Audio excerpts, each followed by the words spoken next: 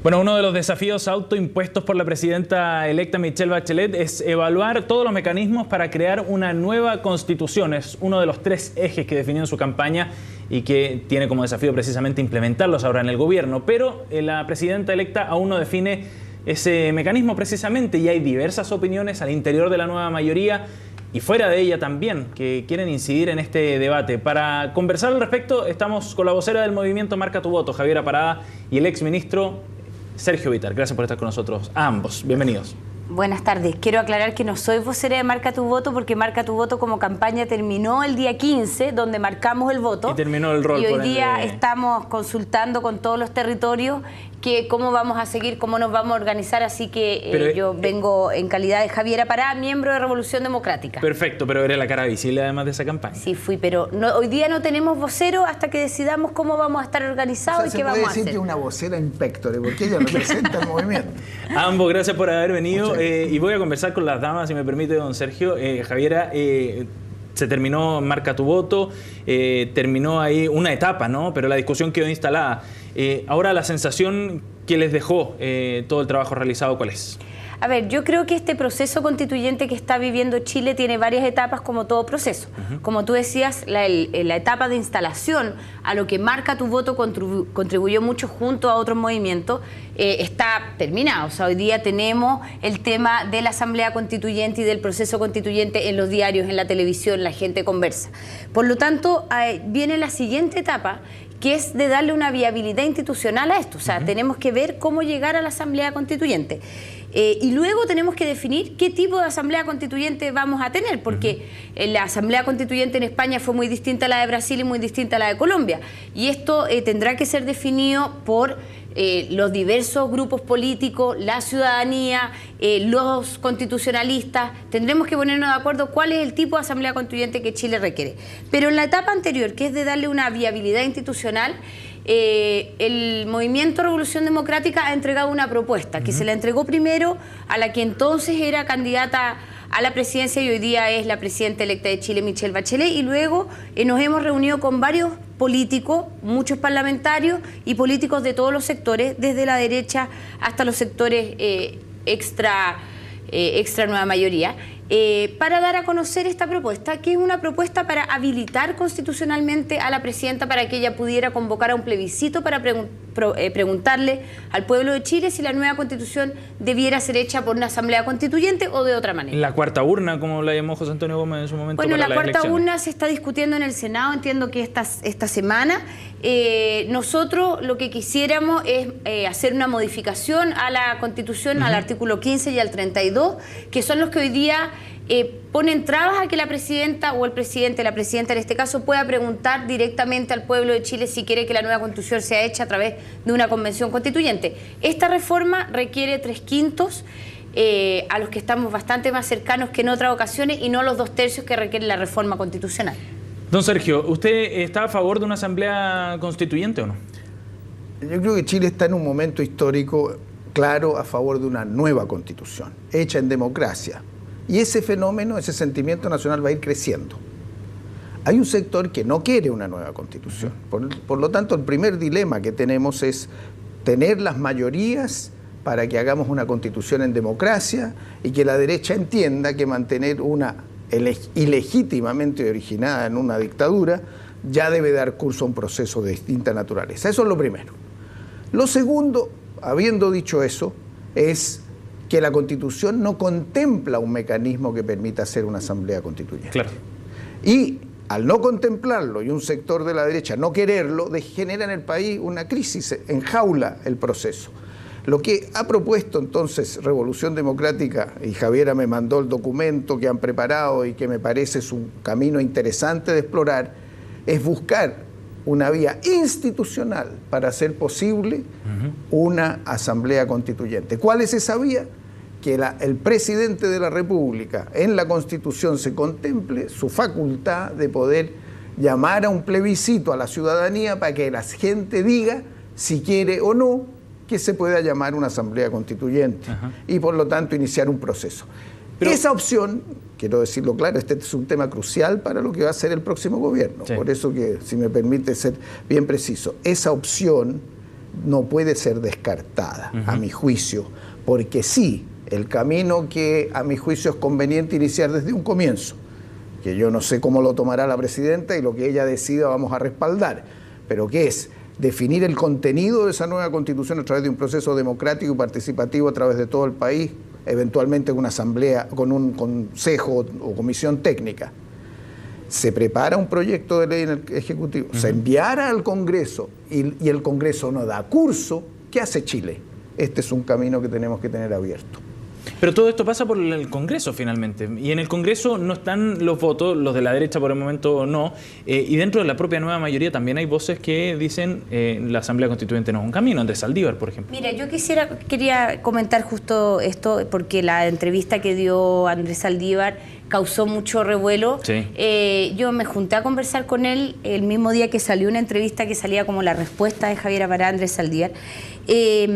Y lo que hay que decir es que la Constitución no contempla ningún mecanismo para hacer la nueva Constitución. No es que contemple una comisión bicameral y no la Asamblea Constituyente, es que no contempla ninguno. Entonces, en este dilema que tenemos, que es que Chile votó en un 62% por una nueva Constitución, o sea, era uno de los 3 ejes del programa.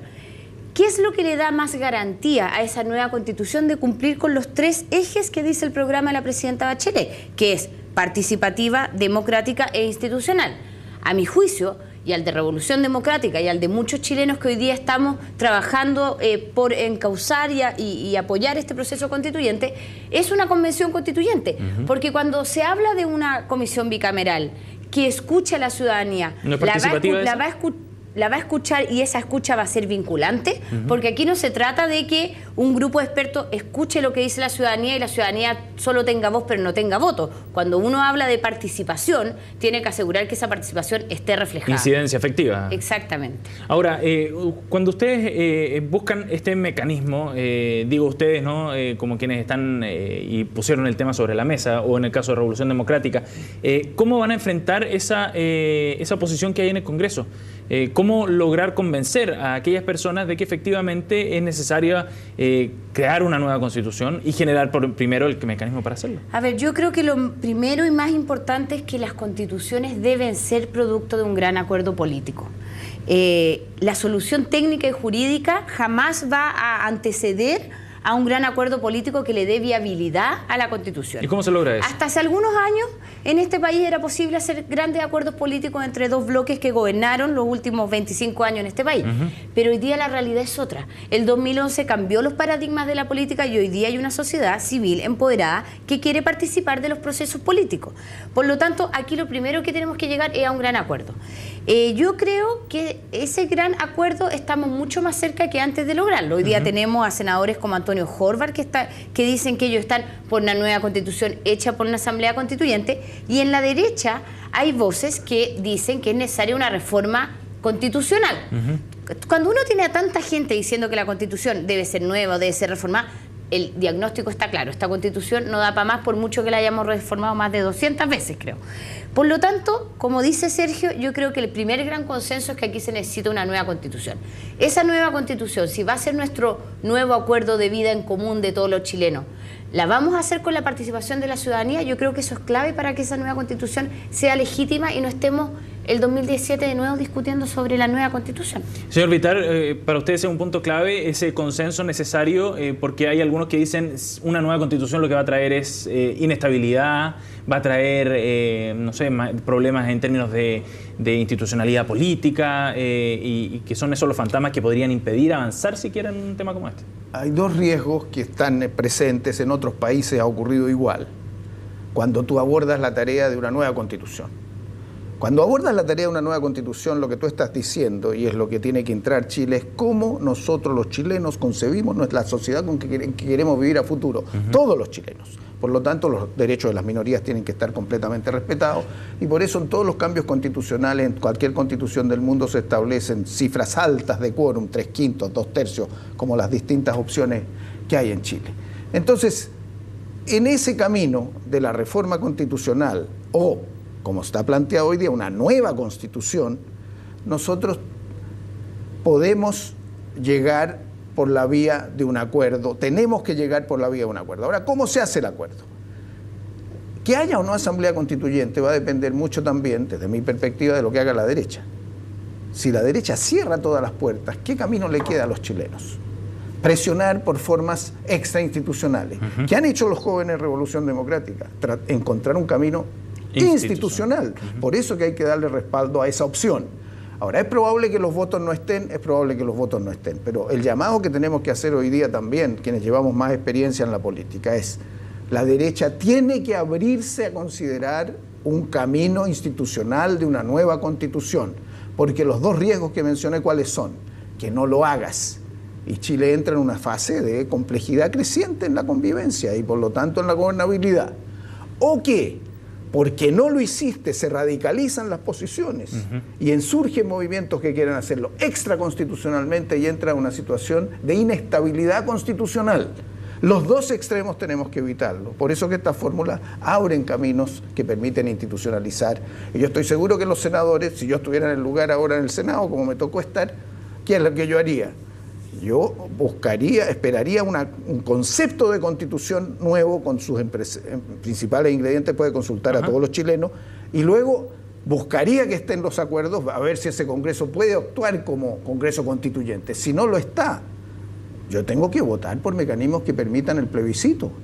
No puede estar cerrado como está. ¿Una opción bicameral de una reforma a través del Congreso no le parece una buena opción?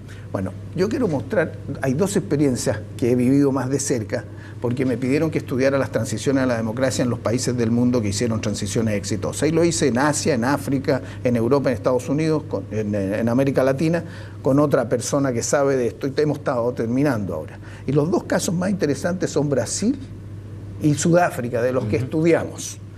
En el caso sudafricano, el ANC, que es el African National Congress, el partido de Mandela, planteó una asamblea constituyente desde el comienzo.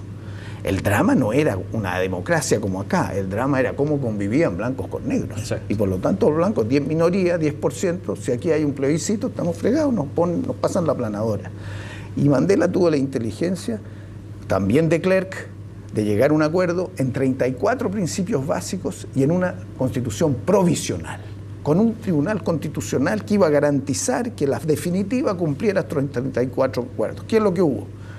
Se hizo la elección, se eligió un nuevo parlamento. Además, Mandela puso a de Klerk como vicepresidente, al blanco, y a Mbeki de la población negra, y gobernaron comunidad nacional y sacaron esto en el Congreso, le dieron al Congreso poderes constituyentes, pero después de una gran batalla en que el riesgo de una asamblea constituyente estaba puesto sobre el camino porque no había otra salida. Y el otro caso es el caso de Brasil. Lo plantea el PMDB, Cardoso está ahí, que después va a ser presidente, y finalmente desembocan en un poder constituyente para el Congreso, y en el Congreso la elaboran y después la referendan en un plebiscito. Hay otros en que hubo asamblea constitucional directa, como el caso colombiano y otros. ¿Sabe por qué les preguntaba por la opción bicameral? Porque ¿quiénes estarían en una asamblea constituyente o cómo se ejecuta una asamblea constituyente? Una pregunta que hay que hacerse antes de ver si es que se busca el mecanismo para gestionarla, para hacerla factible. Déjame solo comentar que los casos que nombra Sergio son nombrados en la historia de las constituciones como asambleas constituyentes, porque son congresos que han sido votados para ser constituyentes, con poderes constituyentes. La gente cuando va a votarlos, los ha votado para que hagan la constitución. No es el caso de este congreso, y además este congreso tiene, igual que la Constitución, ya que obedece a las normas de la Constitución, tiene vicios de funcionamiento. Uno es que es elegido bajo el binominal, por lo tanto no es representativo de la realidad política y no digamos ya social de Chile. El otro es que tiene estos quórums supramayoritarios que, como bien Sergio dice, existen en todas las constituciones, pero no para la cantidad de cosas que existen aquí. O sea, aquí nadie pretende que todas las reformas sean 50+1 porque evidentemente se necesita estabilidad. Sí. Pero esta constitución tiene unos quórums altísimos para votar no solo los aspectos de reforma constitucional, sino todas las leyes orgánicas constitucionales. Y aparte de eso, tenemos al Tribunal Constitucional, que tiene esta misión preventiva, que el Tribunal Constitucional, que no es un organismo que se haya con representantes elegidos por el pueblo para legislar, tiene poder de veto cuando se está legislando. Por lo tanto, esa es una poderosa razón para que no sea este Congreso el que no pueda redactar la nueva Constitución. Y Ahora, brevemente respecto a los integrantes o cómo se ejecutaría una asamblea constituyente, Javiera. bueno, mira, en estos momentos la Comisión de Reformas Políticas de Revolución Democrática y un grupo de profesores de Derecho Constitucional que en junio firmaron un manifiesto apoyando al movimiento Marca tu Voto, estos dos grupos están trabajando para hacerles propuestas al país de modelos de asamblea constituyente que a nosotros nos parezca que garantizan la participación, la democracia y la institucionalidad. Y que puedan ser atractivos para quien decida al final, que es la presidenta Bachelet. A final de enero yo creo que tendremos noticias de estos dos grupos y se entregarán a través de seminarios y lo haremos circular, igual que hemos hecho circular nuestra minuta para la vía institucional de la Asamblea Constituyente. Javiera Parada, Sergio Vitar, a ambos, gracias por haber venido a CNN Chile a conversar de este tema. Muchas gracias. Nos vamos, nos separamos un instante, hacemos una pausa y volvemos de inmediato con más información. No se vayan.